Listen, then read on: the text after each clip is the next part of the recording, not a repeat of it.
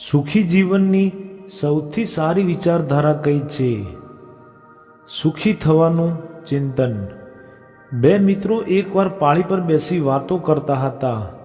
એક કહે આ વર્ષે ખેતર લેવાનો વિચાર છે, તો બીજો કહે મારે ગાય અને ભેંસ લેવાનો વિચાર છે।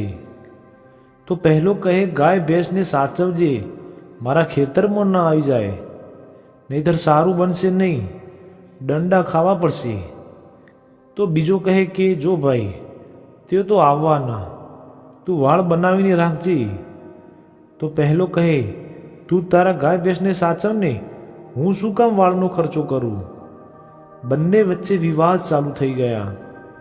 મોઢેથી ચાલુ થયેલો ઝઘડો હવે મારામારી પર આવી ગયો। લોકો એકઠા થઈ ગયા અને વાત પોલીસ સ્ટેશન સુધી પહોંચી।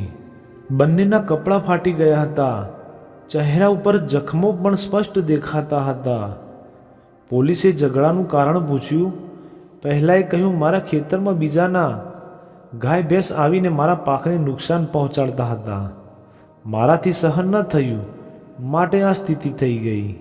પોલીસે કહ્યું સારું, ચાલો મને ખેતર, પાક અને ગાય ભેંસ બતાવો, એટલે તમારી ફરિયાદ લખી લઉં। બતાવે શું?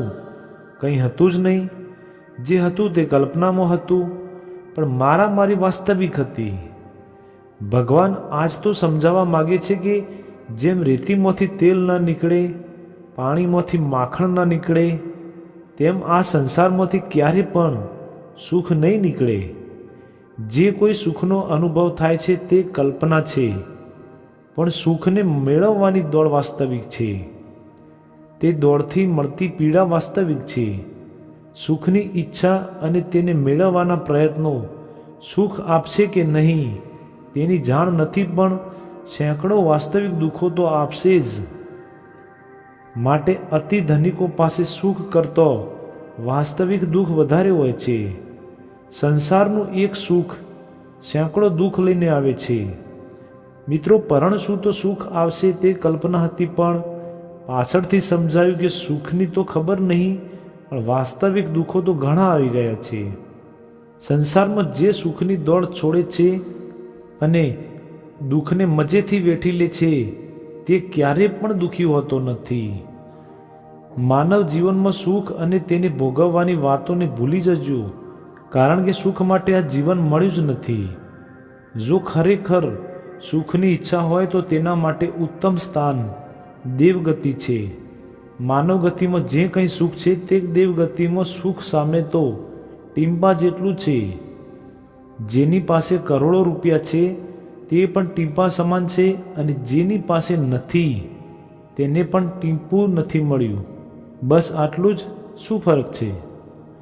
માટે હોય એને ગર્વ ન કરવો અને નથી એને દુઃખી ન થવું। મિત્રો, આજનું જ્ઞાન અહીં સમાપ્ત થયું। જો તમે આ વિડીયોને લાઈક અને ચેનલને સબસ્ક્રાઈબ કરશો તો મને સુખનો અનુભવ થશે। મિત્રો, સુખ તો નહીં મળ્યું હોય, પણ આ વિડીયો દ્વારા તમને સુખી રહેવાની કળા જરૂર જાણવા મળી હશે। અને જો કળા જાણવા મળી જ ગઈ હોય તો આ ચેનલને સબસ્ક્રાઈબ કરજો અને આ વિડીયોને લાઈક અને તમારા મિત્રો સાથે શેર જરૂર કરજો।